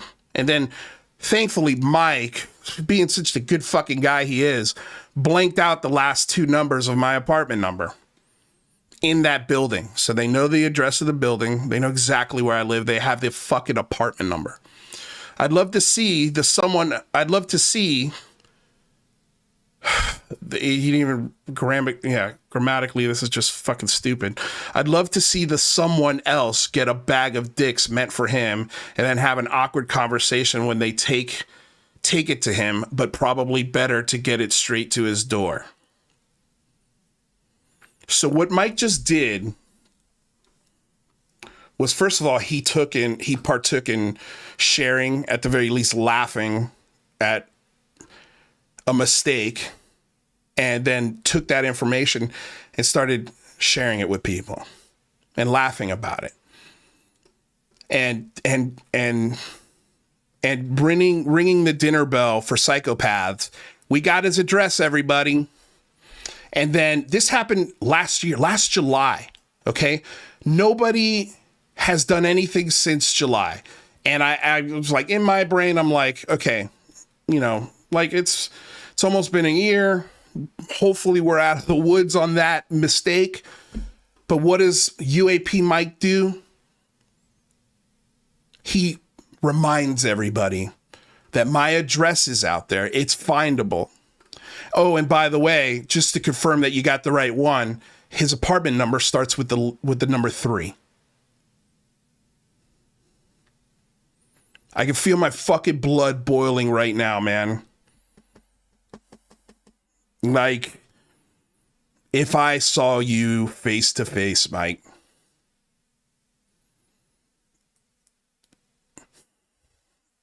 like,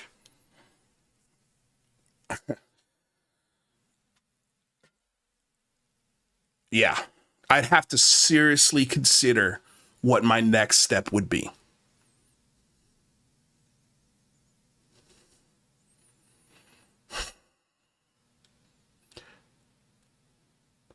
If you're doing spaces with this fucking maniac, Mike Boyle, since you like doxing shit, Mike Boyle, the name of your fucking YouTube channel, remember? If this is the kind of guy you hang out in spaces with, if you find him in your fucking space, or you see he's hosting one of these fucking things, my suggestion is get the fuck out. Make this person fucking irrelevant in this conversation, because he's lost a lot of his relevance. He deleted his fucking account so his scumbag friends that he used to do scumbag shit with can't take pictures of his scumbag conversations. Because if he's got this much scumbag shit on his friends, who people I'm assuming thought were his friends, because there isn't as many screenshots coming out from the other end of this, but we do have some. But the reason why he deleted that account is so people can't open those messages and start fucking recording all the things that he said back. Because this is a message from Shake Leather to Mike. And he conveniently cuts the fucking message off right where it responds. Why? What else does it say, you piece of fucking shit? What else does it say past this, Mike? And he wants to sit here and compare me having 5 phone calls and text messages with Leah as some sort of fucking smoking gun that I don't know what in your fucking stupid fucking half a chromosome brain that you have. But how many phone calls have you had with King Milkfart? How many phone calls have you had with Fettuccine Split? How many phone calls have you had with all of these fucking psychopaths that you used to be best friends with? You're not a fucking hero. You're a cancer. You're a piece of shit. You're a scumbag. And fuck bless me if I see you in my face in real life. And I fucking hope that there is somebody there to hold me back. I am not fucking... This is the most disgusting thing, one of the most disgusting things that I've seen on Twitter. And then to sit there and do spaces with him, like people like King Wakata, who's this newcomer to the fucking UFO discussion. You're like, everybody is sitting here literally watching this piece of shit be a rat and not answer for any of the atrocities that he's fucking committed. And everybody's just kind of like, yeah, Mike, come on in. You've got screenshots to share? Well, share them, friend. This guy was comparing Chupacabra to fucking Hitler.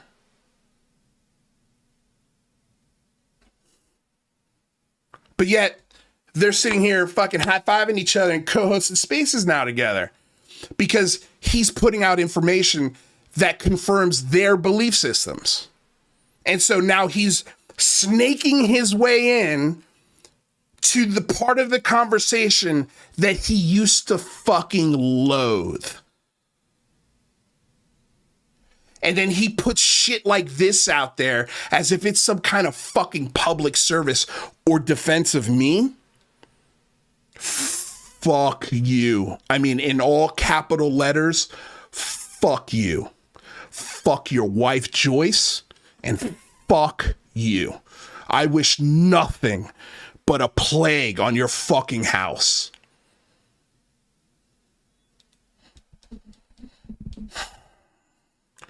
And I can find you too, Mike. You're not hard to find.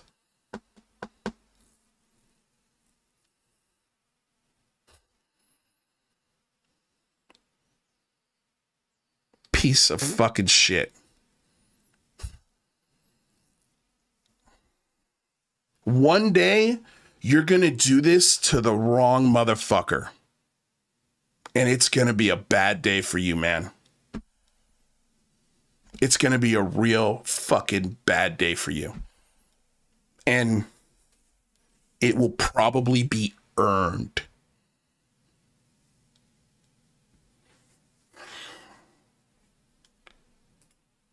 And if you think he's a good guy, you can fuck right off. Get the fuck out of... I don't want you here. I don't want you here. I don't need your view.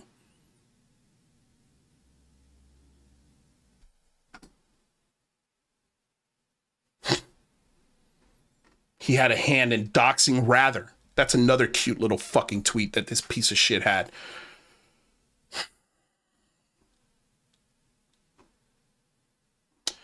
I mean, the part of this is that we are getting some interesting... I mean, it is interesting. Like, this is one that he put out... Well, this is not him. This was the account that's parroting UAP Mike, and I have a feeling this is Fettuccine Split because the artwork seems very familiar, and I'll show you here in a second.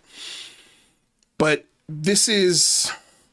They tweeted this out. This is our former co-host, Rather Be Squidding, and this is a private message where they found his identity, okay? And it says that time, UAP Mike, and well, UAP Mike, he tags both of these, okay, because it's the same person, in his obese husk of a roommate, Cosmic Dahlia, docs Rather Be Squidding and tried to frame King Milkfart and Lilith UFO.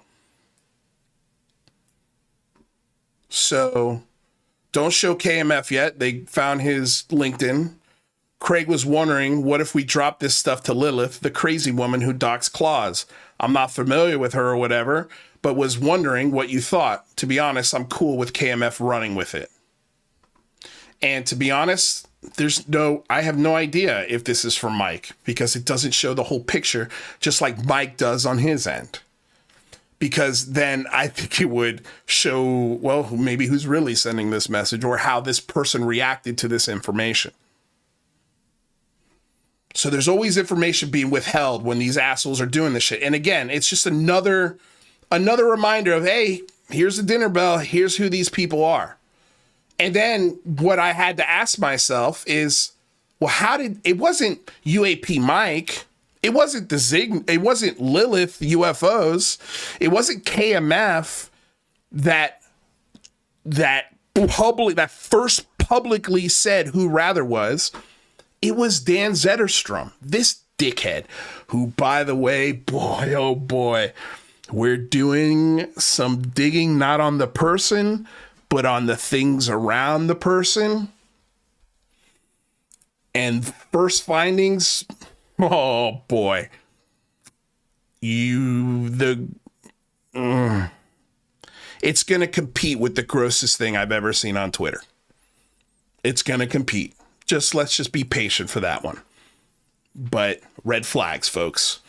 Signal is the guy who doxed Rather. Signal. Ooh, I can't. I would love to see his. You know what? Let me switch to my other account. See if he's blocked that one, because I want to show his store. It is one of the saddest fucking things. Yeah, I can't see it. If somebody could send me a link to his Redbubble store in the live chat, that would be much appreciated. Because I want to show people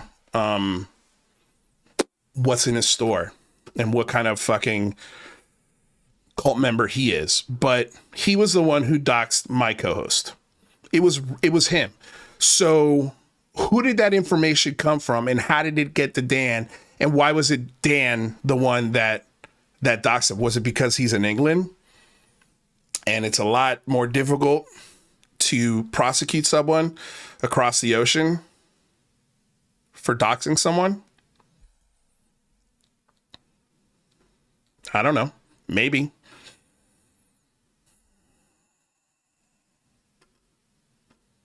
It is some of the worst shit. But so here's a couple more screenshots that the parody account of UAP Mike put out. And this one says, they never post the entire conversation. Just bizarre. I wonder why they won't. And I was tagged in this. And so, it says hashtag, like it was, or was I tagged in this? No, I wasn't tagged in this one. This one was tagged with Gary Nolan and UAP Mike. And anyway, but this first tweet here from Cosmic Dahlia says, I had some hope for RPK to turn things around for himself at one point, but I came to terms that he's just gone mentally. Tupa will never change either.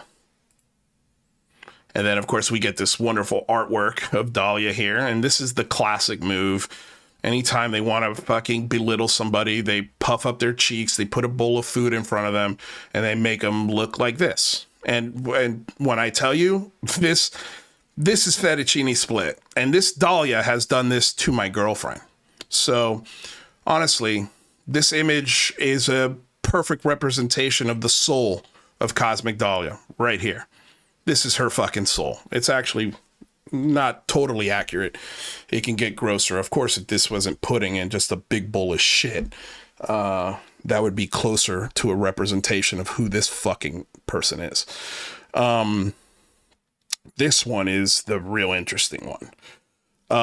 So this is from UAP Mike, apparently. Okay. And again, like, these messages are cut off. There's no way to 100% verify if this is him or not. But honestly, not putting out of the realm of possibility. So two things. Yeah, it said here, well, that's Sam in a nutshell. Act like some kind of smart baller when in reality, you're just a classic dumb N-word. That comes from UAP Mike. Who is he sending that to? I don't know. And then here's another one from Cosmic Dahlia. Hey, Ocean is a little shit-stirring bitch. So these are the people that they're... Hey, Ocean is someone they do spaces with all the time. And Hey, Ocean likes them. Hey, Ocean, you're a fucking idiot. Wake up. You're fucking stupid. Wake up. You're a fucking coward. Wake up. Wake the fuck up. Because you're getting played like a dumbass. Because if these people were taking pictures of scumbag conversations with their scumbag friends, imagine what they're doing with your conversations. DMs. Just wait. In a year or two, when you say the wrong thing, they'll use it against you too. Because that is the fucking formula. And I've been screaming this shit for 2 fucking years. The second I started getting attacked, and it was this asshole who was leading the charge.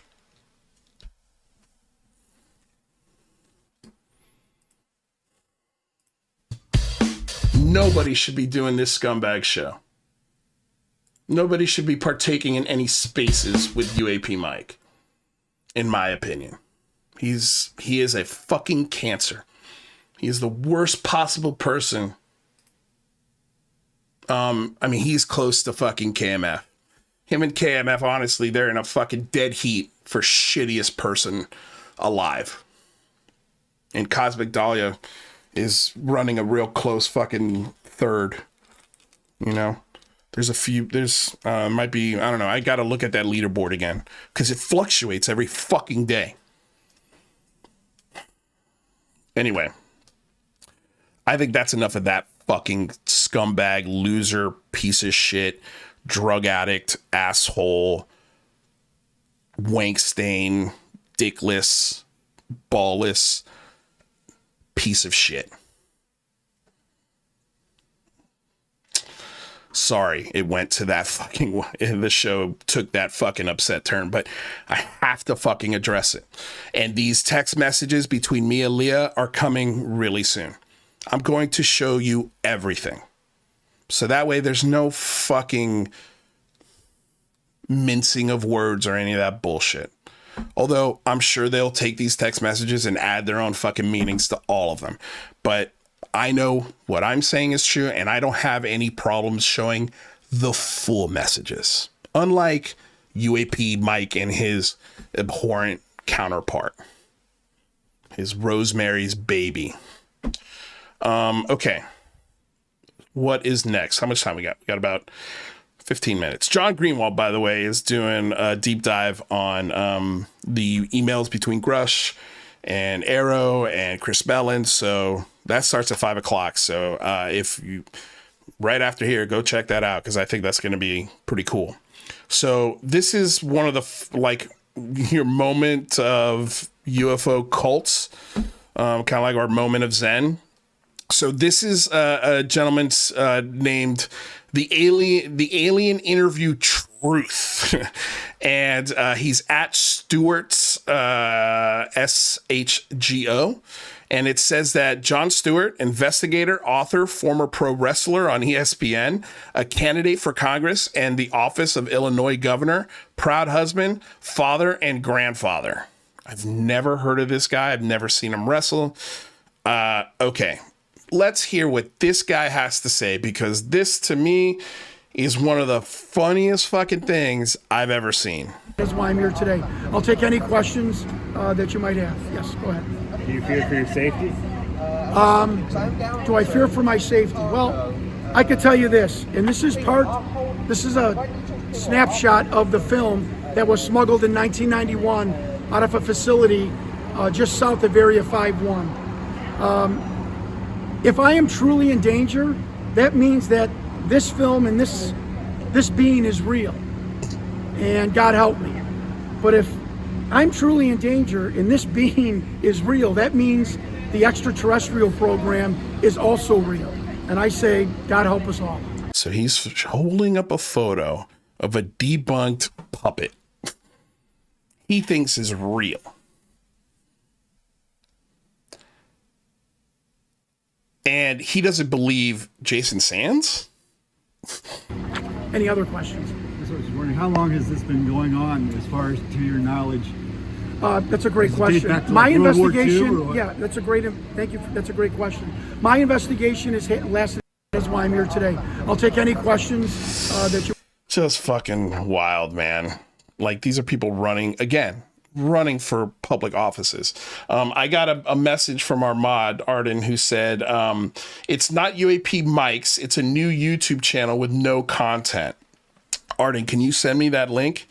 I'd like to check that out. So I'm just want to make sure we're referencing the same thing.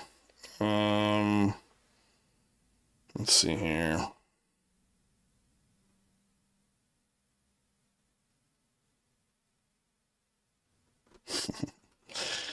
Alrighty. Yeah. Send me the DM on Twitter, please, if you can. Okay. What else? There was one other thing. Okay, this was interesting. Nah, it wasn't that interesting. I think there was another thing I wanted to talk about here. Oh yeah, here we go. So Lue Elizondo is crying. He said he was in response to something. Says, you have had 7 years of my efforts for free, which I have nearly bankrupted me and my family, and lived in a trailer for nearly 2 years. Never asked for a dime from you. Don't want to read my book? Please don't buy it.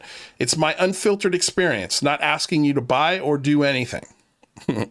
So I guess this is somebody who's like, I'm not buying your fucking book, guy. And bitching about, how Lue Elizondo has made money off of this topic.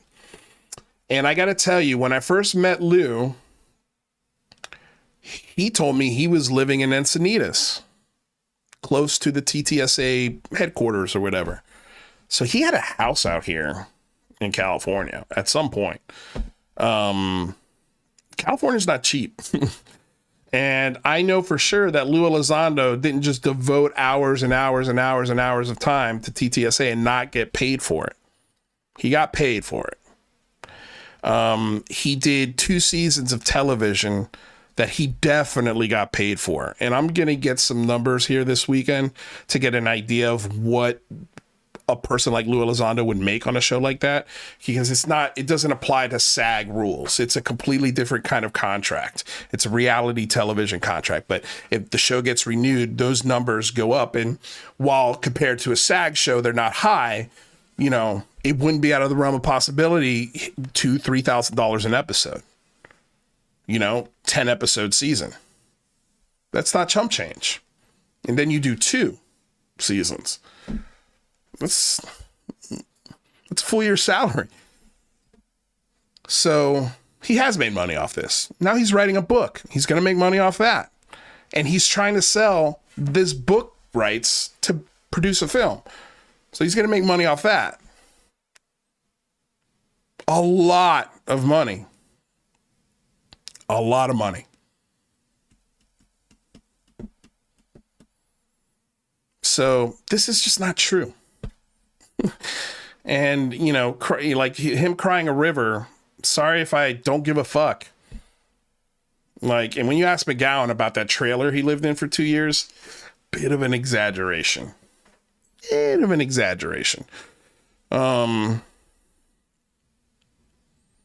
Okay, yeah, this was an interesting moment from Ross Coulthart.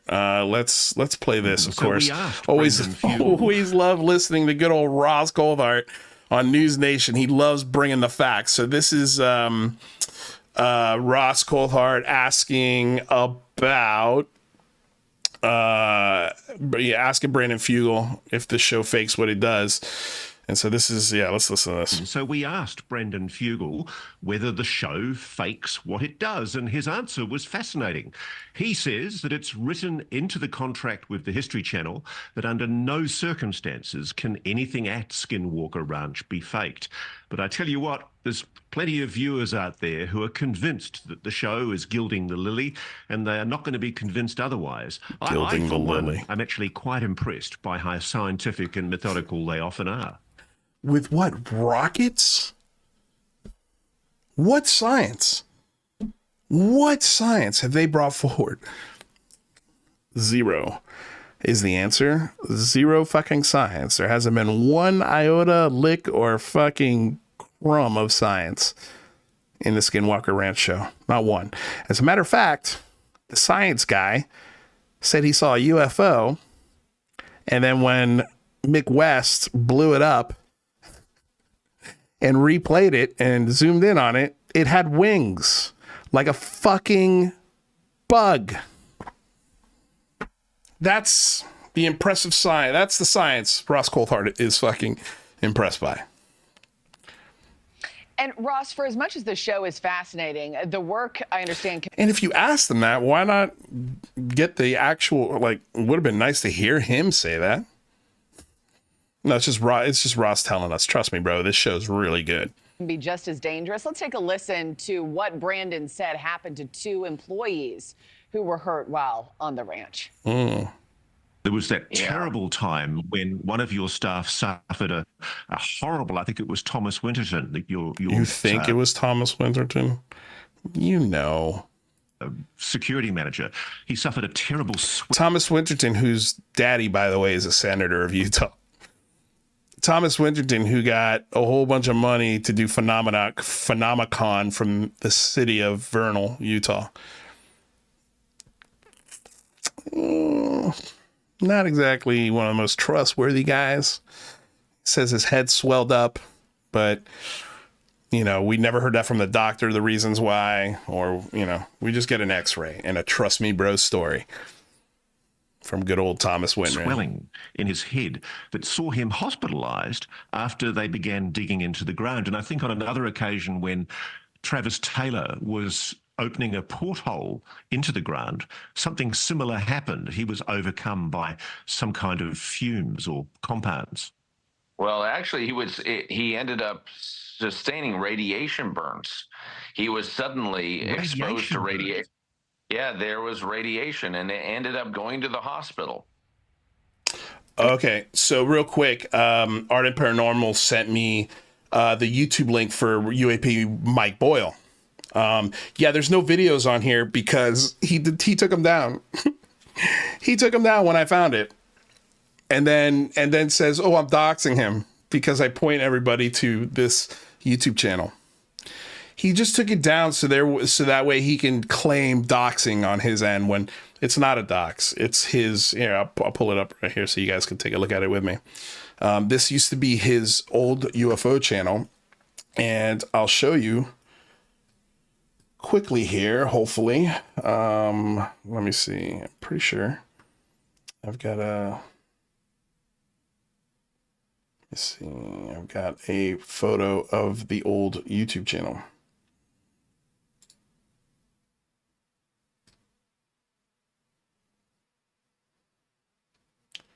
Oh, where the hell is it? Man.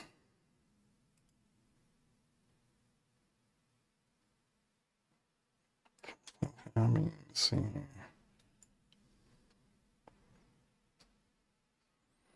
Let's see.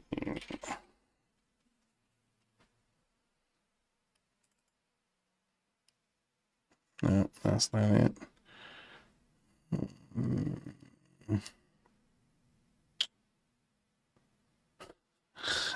Oh man, where is it?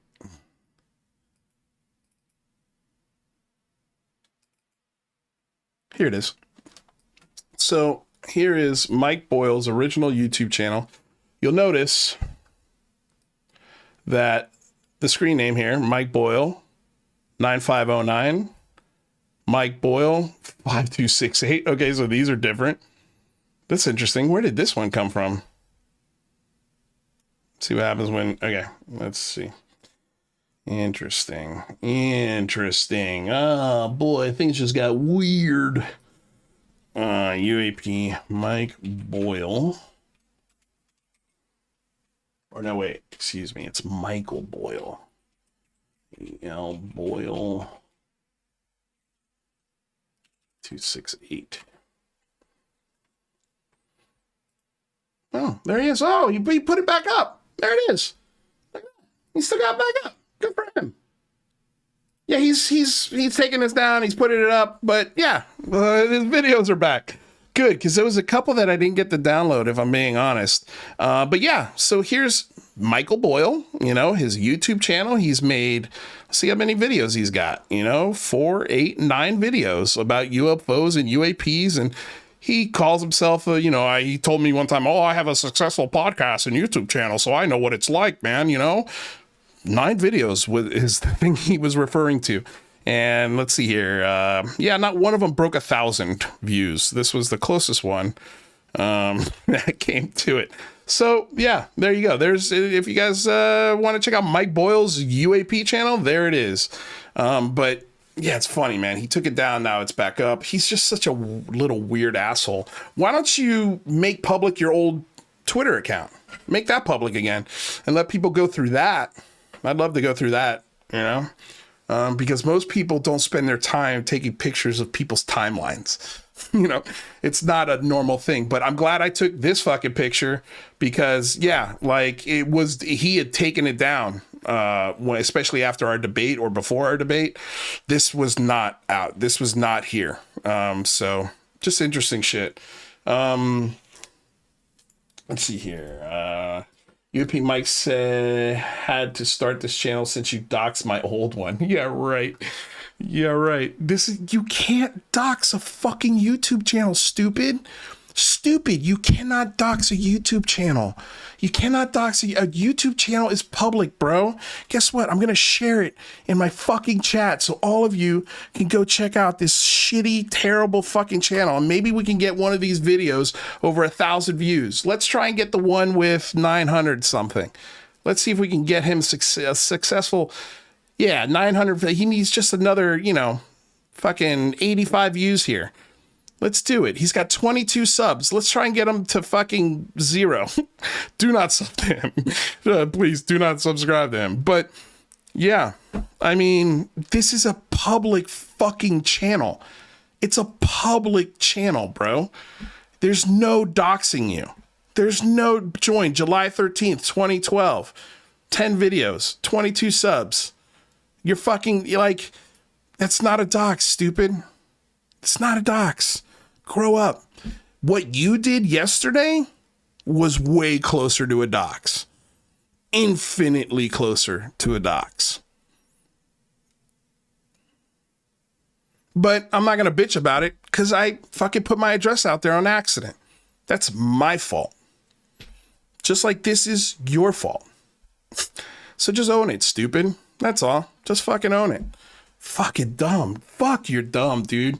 You are fucking dumb. Somebody pointed out to me today that they think you're a heavy drug addict, primarily after I broke your ass after our debate and you freaked out and then started tweeting out a bunch of shit. Then you did a fucking show on Skyfire where you were holding a lightsaber and wearing glasses at night.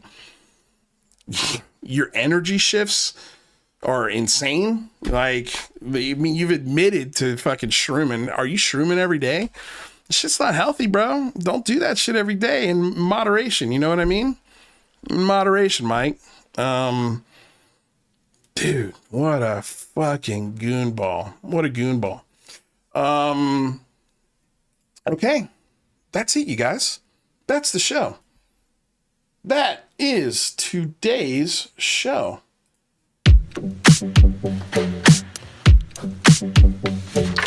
So damn happy that you guys were here. If you like the show, if you stuck around this long, please like, share, subscribe. Check out our Patreon in the description below if you really want to help the show. Become a member. Thank you for the super chats that we got out there. I don't think I missed any. I hope I didn't. Let me check my... Well, I did get a new sub. Andy Moreno, thank you so much for the sub. Judezilla UK, thank you so much for the sub over on Twitch. I appreciate it. Yeah, guys, this was a fun show. There we go. Yeah, I think that's it. enjoy your weekend, guys. Sorry I didn't get to update the podcast this week. It was a fucking crazy week. I'll be uploading both shows to Spreaker, not tonight, tomorrow. So yeah, check it out. If you find the show on iTunes, I'm working on getting the picture updated in iTunes. It's a real pain in the ass, but Lue Reviews is available on all podcast platforms, but you will see an old UCR logo for the Apple one. So sorry. I'm working on fixing that. But yeah, podcast is free. Everything is free here. There's no paywall. There's no trust me bros. Just fun and facts. I don't know. I'm having fun. I always have fun when I do this show. You guys have a killer weekend. Once again, thank you, all of you, for embarking on this journey of discovery together. Stay skeptical, stay curious, and thank you for helping me raise the bar here at Lue Reviews. Until next time, have a wonderful weekend. I think Shane's doing a space after this, so if you want to go hop in his space, I might hop in there for a little bit. And I know John Greenwald's got a show going on too, so there's a lot of stuff happening right now, so go support those people. And I think that's it. Have a killer weekend, y'all. I love you all. Just quickly say goodbye to all my people. Lord Ludacris, Complizir, Lue Elizondo.